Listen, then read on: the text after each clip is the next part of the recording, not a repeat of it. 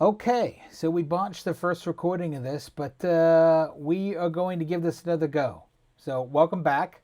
Today we're going to be talking about a blog post that's about to go up, and it's entitled Hardware Obscura Freedom Interrupted. Okay, so let's get started. Okay, so as I'm sure you all have noticed, PC hardware has gotten way more expensive.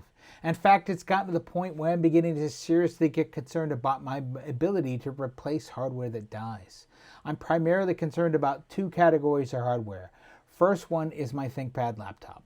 The second one is the Raspberry Pis, which essentially run my house, right? Virtually everything here at home runs from 3 different Raspberry Pis that I have.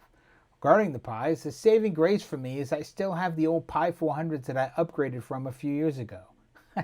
Didn't throw them away, didn't sell them, just sitting in the Raspberry Pi 500 boxes just in case. I'm a real big one on when it comes to just in case. Like just, they don't take up much space.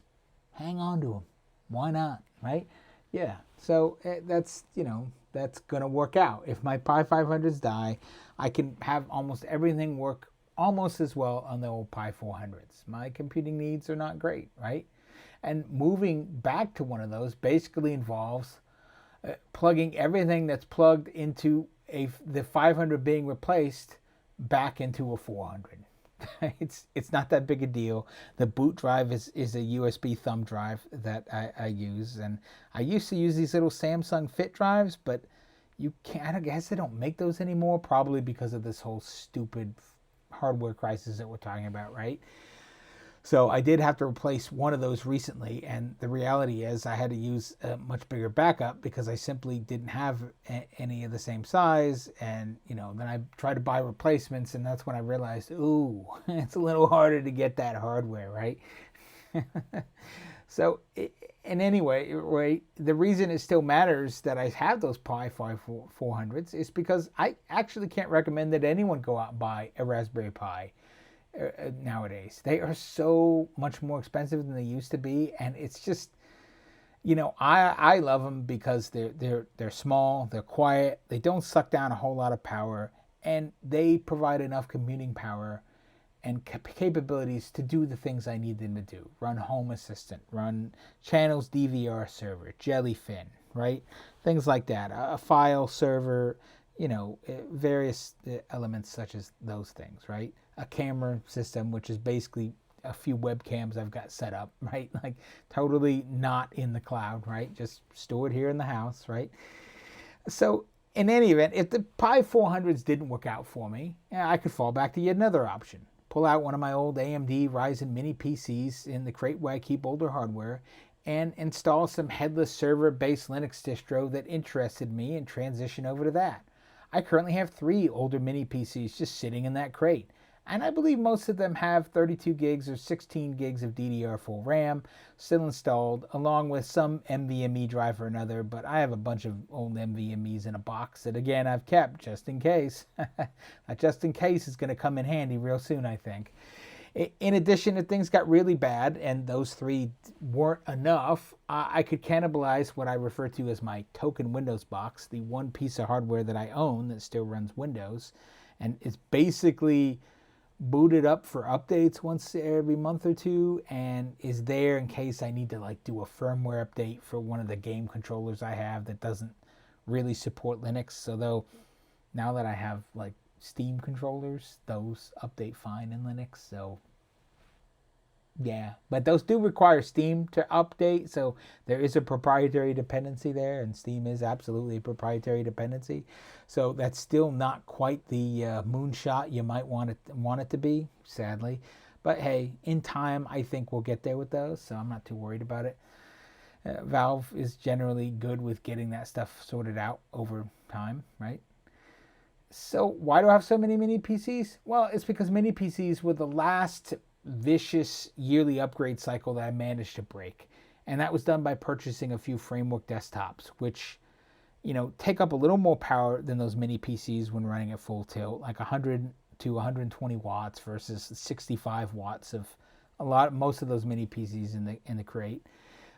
But they're so much more powerful, the framework desktops, that in terms of computing power I need, I'm good. Like, seriously, those finally put it over the limit.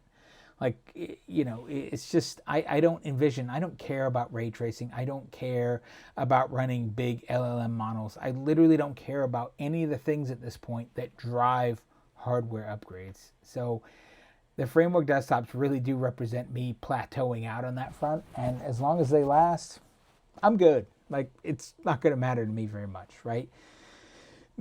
So all of these older, mini PCs used to serve a purpose, right? So several of them have been my office PC here in the home office. Several of them used to be a console on the living room TV, right? They all used to do something. I mean, my standards are so low for gaming that the integrated graphics in these boxes was enough. I don't care. Do you know what kind of GPU power you need to play Caves of Cud for 1,000 hours? It is not a high-end card. You don't need one. You're good. Yeah, or Dungeon Crawl Stone Soup. Props to anyone listening to this who have heard of that and played it. Amazing game, although you better pick out a soundtrack of something to listen to while you play, because it doesn't have any sound, at least not last time I played it. Well, it's been about a year. I should give that another go again. Stream it online and lose. That'd be fun. Anyway, the oldest of those boxes are about 4 years old at this point, maybe 5. 2 of them are B-Link SER boxes, and the other 2 are Minis Form HM90 boxes, all AMD Ryzen. I haven't been an Intel guy for quite a while. Another high point is that a few years ago, I upgraded the primary storage drives on my primary devices, so PC in here, console PC, and my laptop, to 4 terabyte NVMe drives. Now, these weren't the highest end NVMe drives you could buy. They're Samsung Evos, so they don't have any DRAM cache or anything. But for what I'm doing, it's fine, right? Perfectly fine. Not really an issue. But I bought those late 2024, I think, for about $250 a pop. These fucking things, last I checked last month, they're worth like $750 new now, which is crazy. That's crazy. It's so crazy what's happening right now. I mean, that's probably the best financial investment I've ever made in my life. If I had known that then, I wouldn't have bought more. Mainly because, then you are basically making yourself into a scalper, and now you become part of the problem. I don't want to be part of the problem. It's very much against my ethos. In any event, younger Jay anti-fucked up and decided to save his hardware rather than gifting it, selling it, or trashing it. Present-day Jay stands to reap the benefits of that decision. However, I still can't help but to be concerned, mostly because when I'm not working in my home office, my primary piece of hardware, which I typed this blog post on, is, excuse me, is a ThinkPad P16X Ryzen Gen 1 laptop. And I've been using that for nearly 3 years now. It'll be 3 years in October. It's getting a bit long in the tooth.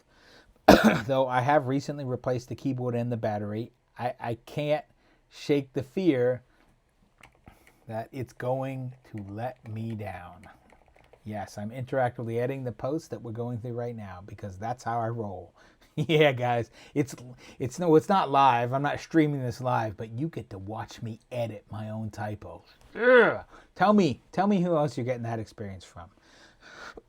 Ignoring the laptop situation, as it turns out, I have ample backup options, but that almost certainly makes me an outlier. What about everyone else?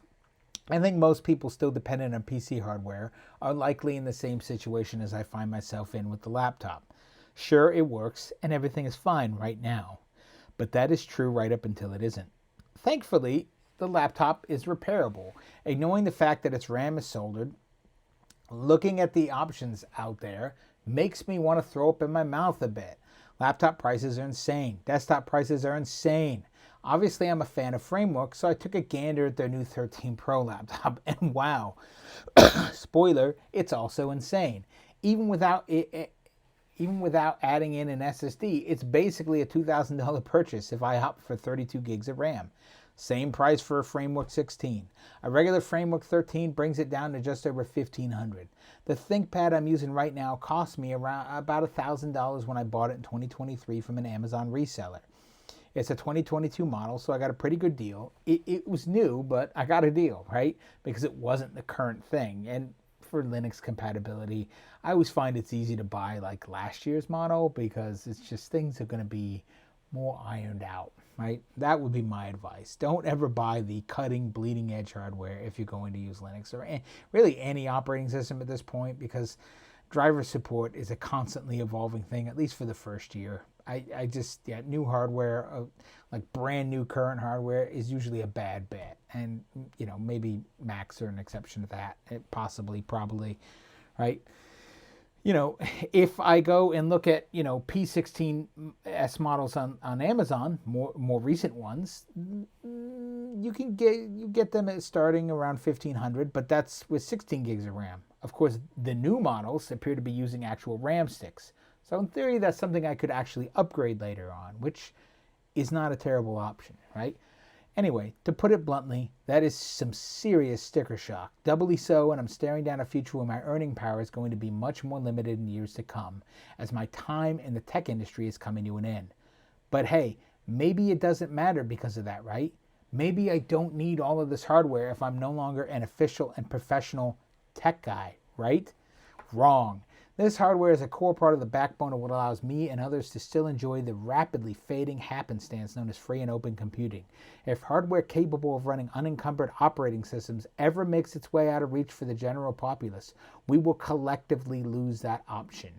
After that, we will either be forced out of the mainstream completely and effectively be demoted to second-class citizens, right? Or we'll have to play ball. I should probably add that in the post. Or we have to play ball. You can't say either and then not have the or. It doesn't sit, right?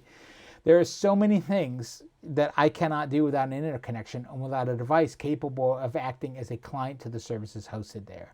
And for modern living, anything even remotely resembling it, you need to be able to access the internet. You need to be able to access services on the internet. Jesus Christ, there's so many things I just could not do effectively. There are probably old boomer-esque ways around things that probably involve writing my signature and using, shorthand, cursive, whatever you want to call it, on pieces of paper known as checks. But Lord, who wants to do that? Of course, the good news is the big tech oligarchs won't let me go without. No, sir. They'll be more than happy to offer me access to some heavily subsidized piece of hardware, which also happens to rend any remaining sense of pride and privacy I have into a million pieces. Or perhaps they will allow me to rent it from them for a small monthly fee until I die instead. I don't want to live that life, and I suspect most of the people reading this post don't want to live that life either. But at the rate things are going, we are now staring down the barrel of this new and dystopian future, and it scares the absolute living hell out of me. So what can be done? Well, as it so happens, I have a few ideas on that front. Number one, decide to go without. Now, depending on your situation and needs, this may be a tough nut to swallow. I get that. I'm certainly not going to pick this option unless I'm forced to. A decent laptop, however, is a core part of my computing experience, and one way or another, I'm going to have one. I would give up the desktop and keep the laptop. Like, to me, it's just the portability, the convenience, the flexibility that comes with the laptop. It's unparalleled. Now, I don't know how I would do these streams as effectively with the laptop. There's a lot of issues there. It'd probably be okay. It might be a little noisier, but it's probably doable. Okay, but anyway, that's going to be everyone's least favorite option. So we're just going to, but it needs to be said. It is an option. Just because you don't want to take the option doesn't mean you don't have one. Number two, do more with less. I think for most people, myself included, this is going to be the way to go. We don't need the latest processor, the latest GPU, the fastest, most amount of RAM, or the fastest, most amount of storage. We really don't. If there is one lesson that extended computing cycles have taught me above all else, you don't need a lot of the new shiny shit that big tech is pushing. Sure, I may have splurged and gotten an iPhone a few years back, but that iPhone is currently 4 years old, and it works perfectly fine. Sure, my laptop is a bit old, but after replacing the keyboard and battery recently, it does everything I needed to do. It's still chugging along, and it's great. I don't need an upgrade in computing capability. I just needed to keep doing the things it's doing, right? So that's really the first step, is to try and set that baseline of expectation. You have to escape the trap of your expectations always increasing, because that's how big tech gets you. They reel you in. You see that new iPhone Pro and you're like, oh, but it's got this camera, bro, with the optical zoom, and it's got the ultra wide. You don't need any of that shit. You really don't. I mean, there's probably someone who needs it, but you are probably not that person. I am not that person. So that's the thing. We have to stop trying to keep up with the Joneses, because I hate to break it to you, the Joneses is going broke, and unless you want to join them, you got to make a different choice at some point. Yeah, it's a mistake, doubly so in this situation, to subscribe to the big tech authored notion that newer is better or that newer is more capable. The reality is that they haven't been living up to those expectations for quite a while now, and we really ought to collectively stop rewarding them for it. A relevant example of this for me sometime next year might be what I choose to replace my aging iPhone with. Obviously, I could choose to opt out of that entirely, and use my older iPhone until it dies, assuming it's still working, late 2027. But the reality is I'll probably end up upgrading to something far less spectacular than the baseline iPhone I have now. For reference, I'm currently leaning towards whatever the current E model phone happens to be when I get around to this in late 2027. And yeah, that's not going to be the most powerful phone. It won't have the greatest camera, so the most RAM or the most storage. But for what I do on a smartphone, it's perfectly fine, and it will be a massive upgrade over what will now be a 5-year-old phone, although in model years it'll be 6, because I bought the iPhone 13 like a month and a half before the 14 hit, right? Because I was done with my Android phone. I didn't want to wait any longer. I was trying to hold out, but it just didn't work out, right? So anyway, number 3, repair broken things rather than replace them. This is also a tough suggestion, because ultimately a lot of our current tech has been designed to not be repaired easily, and thus cannot be repaired with anything less than an extraordinary level of effort. And although I don't say this in the post, let me be clear, that extraordinary level of effort will translate to an extraordinary amount of cost. That is by design. That is not a mistake. That is not just a random effect that comes out of the blue. This is something they wanted to have happen, and it has. Although if you're going to replace a broken piece of tech that isn't repairable, perhaps attempting to replace it with something that can be repaired is the way to go. Disposable tech is the noose that is robbing us of the ability to create, produce, think, and live. And it is that noose which is tightening around our neck right now more than any other. These choices, our acceptances of these non-repairable paradigms, have directly put us into a situation now where we're feeling this pain. 100% that is the truth. So buying a piece of repairable hardware and remaining committed to maintaining it properly is ultimately the most effective thing you can do to push back on this. However, this approach is not without its downsides. Repairable hardware is generally more expensive than non-repairable hardware. Take framework hardware, for example. So, yeah, framework hardware will cost you more than non-framework hardware if you compare the equivalent specs. That's just how it is. However, if something on the framework hardware breaks, I have a much better chance of fixing it, right? Even without their help, because it's fully documented. The specs are out there, the schematics, the spare parts. You can, and to be fair, they're not the only laptop vendor doing a lot of that. Like my ThinkPad, my Lenovo ThinkPad, I can buy spare parts. I bought an extra keyboard. I bought an extra battery and swapped those things out. So, yeah, and Lenovo's got great documentation. So those are generally pretty repairable. So, your mileage may vary. Some of the big OEMs have also got some interesting, and they do, depending on the models that you buy, they do a decent job. I'm loath to say this, but HP's not bad in terms of repairability if the parts are in stock.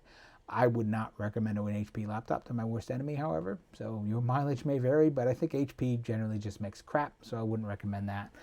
But yeah, it could be an option that's better than other options, even though you shouldn't buy it, right? Anyway, the harsh truth is that no matter when the AI bubble behind all of this pain pops, this situation is likely going to persist through a large portion of, if not the entirety of, the 2027 calendar year.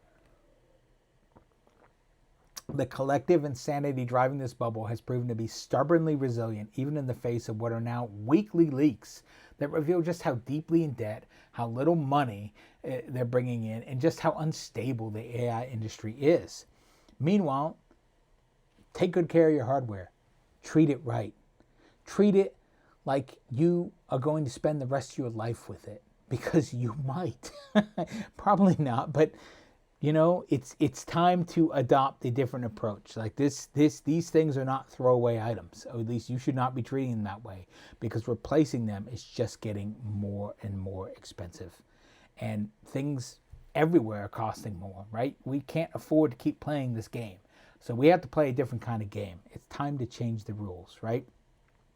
So, you know, the key to succeeding here is to remember that you don't have to do anything big tech tells you to do. Microsoft says your laptop isn't compatible with Windows 11. Fuck them. Fuck them. Give them the finger and install Linux on it instead. Don't let shitty software decisions made by MBA wankers like Satya Nadella force you into a corner. That's generally the easiest thing to work around, software that is, especially when it comes to open hardware platforms like PCs. If you're on a MacBook, well, if Apple says it's not supported anymore, I mean, you've got some options, right? There are, you know, pieces of software out there that will enable older Macs to run more current unsupported versions of Mac OS. But, you know, it remains to be seen how effective any of that's going to be on the new MX platforms, processors. So it's, you know, as we haven't actually seen them deprecate any of that hardware yet. So I suspect that will happen soon, as the oldest hardware is from 2020.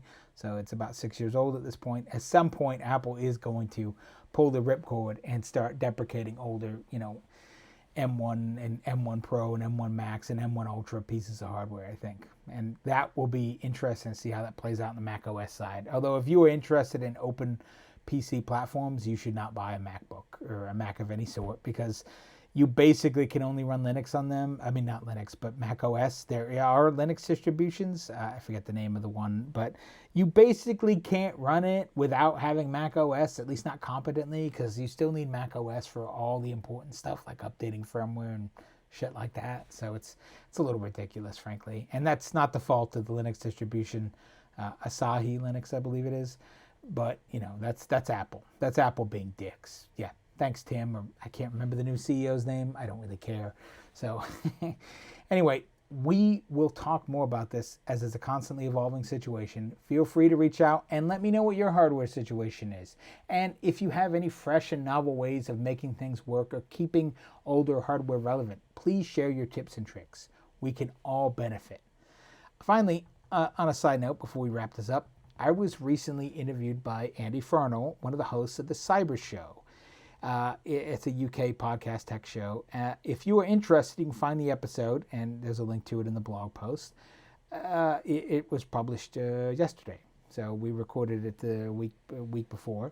I really had a blast meeting with Andy, virtually, of course, as we live on different sides of the proverbial pond, and we meshed on a lot of different levels. I am, of course, totally open to making a return visit in the future to discuss the ongoing evolution of the colonized by MBA wankers situation. For reference, this interview is mostly centered around comments I made in my post from last month called The Viral Nature of Institutionalized Uncertainty. So feel free to check that out and let me know what you think. But that will about do it for today. And so, yeah, let me bring you guys to the outro. And remember to like and subscribe and do all that stuff that you're supposed to do when you're on YouTube. And hey, I think this is the first time I actually remember to say it. So I'm very proud. I'm really stepping into the role. Anyway, have a good one. Peace out.